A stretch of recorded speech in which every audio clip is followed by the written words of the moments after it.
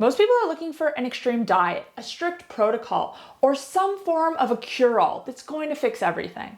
And I get it, because insulin resistance can feel frustrating. You feel like you're doing all the right things and nothing's working. So naturally you look for something more aggressive, something that promises faster results. The problem is these approaches, they take a lot of discipline and they're very hard to maintain long term.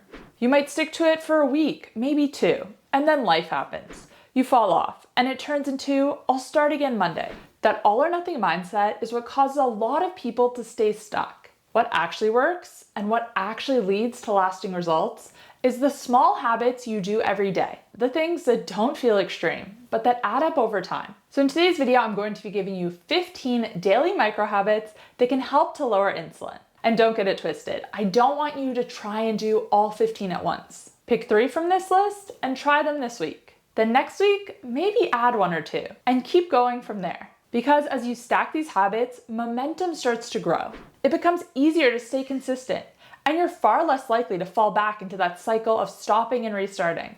So I know these aren't going to sound flashy, they're simple, and they might sound even too simple, but give them a try, because I promise you're going to be pleasantly surprised by the results. So let's start with the morning, because how you start your day has a huge impact on your hormones, your energy, and your blood sugar. When your alarm goes off, or you wake up naturally, instead of immediately reaching for your phone, read 5 pages of a book while you're still in bed. And this is micro habit number 1. Don't look at your phone first thing in the morning. Now this might sound unrelated, but the first thing you do in the morning sets the tone for your entire day. If you pick up your phone, you're instantly exposing yourself to notifications, stress, and dopamine spikes. Your brain goes straight into reactive mode. Reading, on the other hand, helps to keep you calm, focused, and intentional. It's a much smoother transition into the day. And this matters more than a lot of people realize. Micro habit number 2 is to have a big glass of water with a pinch of sea salt or electrolytes. Now, I don't want you chugging a huge 1-liter water bottle all at once. That's overkill. A large glass, sipped slowly, that's gonna do the trick. And the sea salts or electrolytes here are key. Overnight, your body becomes slightly dehydrated, and hydration plays a big role in energy, blood volume, and even blood sugar regulation. Adding a pinch of sea salt or electrolytes helps your body actually absorb and use that water, rather than just passing it straight through you. Number 3 is to hold off on coffee and caffeine for at least 90 minutes after you wake up. This is probably one of the hardest ones on this list, not gonna lie. Most people wake up and go straight for caffeine, but your body naturally produces cortisol in the morning to wake you up. If you layer caffeine on top of that immediately, you can create a bigger spike, which can lead to energy crashes later on. Delaying your coffee, even by 60 minutes, ideally 90, helps your body regulate this more naturally. Micro habit number 4 is to get outside. Morning sunlight exposure is one of the most underrated habits when it comes to our metabolic health. It helps to set your circadian rhythm, which essentially tells your body when to be awake and when to wind down. And this directly affects when melatonin is released later that night. Better sleep leads to better insulin sensitivity, better blood sugar control, better energy. Now, if you can, and this is micro habit, I think we're up to 5, combine this with a walk. Even a short walk in the morning can improve insulin sensitivity and help your body better handle glucose more effectively through the day.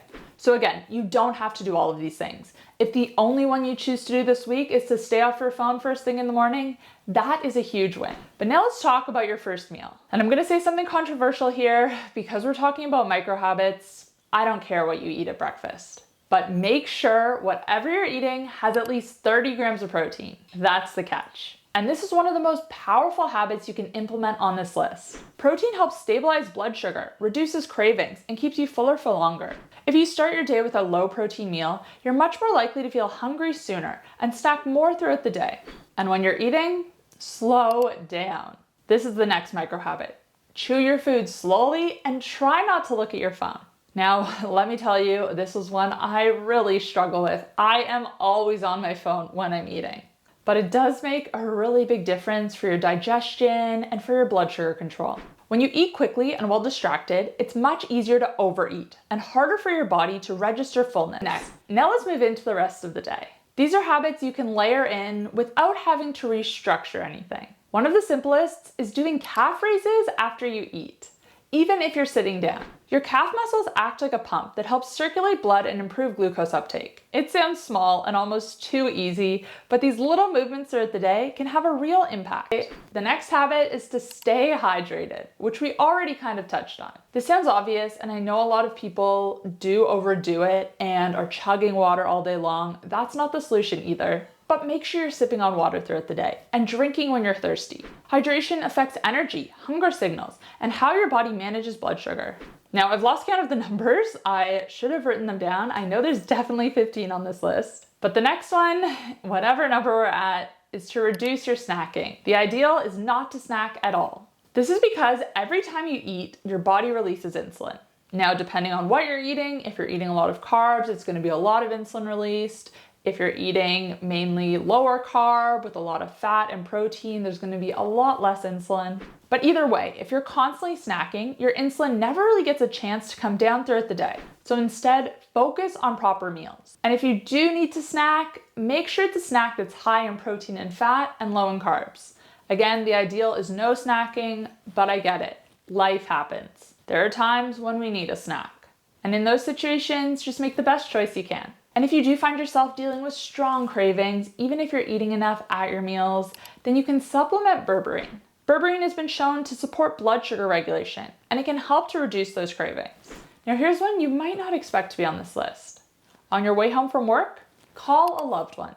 This isn't just about connection, even though that is important. It's also about reducing stress. Chronic stress keeps cortisol elevated, and that has a direct impact on insulin and blood sugar. So something as simple as a positive conversation can actually support your metabolic health.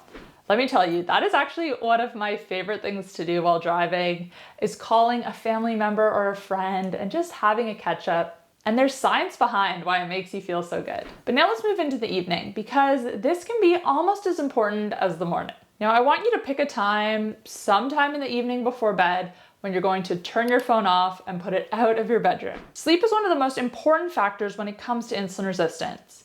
Even one night of poor sleep can reduce insulin sensitivity the next day and cause higher blood sugar.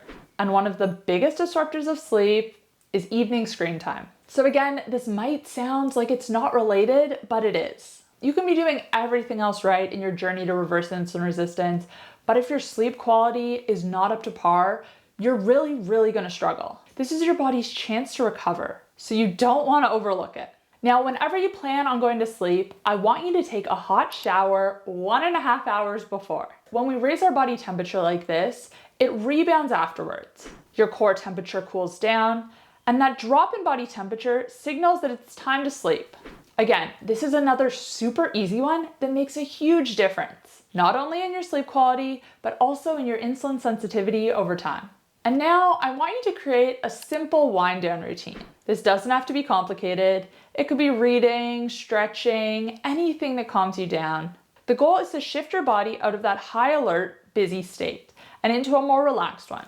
And finally, and this is another super easy but super effective one, drink 1 tablespoon of apple cider vinegar diluted in water an hour before bed. Apple cider vinegar before bed has been scientifically proven to lower your fasting blood sugar. This is because of vinegar's effect on insulin sensitivity. It improves it. So overnight, your blood sugar control is going to be better, and you're going to see that in your fasting blood sugar in the morning. So those are the 15 daily micro habits you can start layering into your day. Individually, they don't seem like much, but as you start to habit stack them, as you start to incorporate them into your routine and do them consistently, they can have a huge impact on your insulin sensitivity and your overall health. Lower insulin, better blood sugar control, more stable energy, and fewer cravings. Again, don't try to do everything at once. Pick 3 and try them this week, and then build from there. Because consistency is actually what drives results, and drives results that last.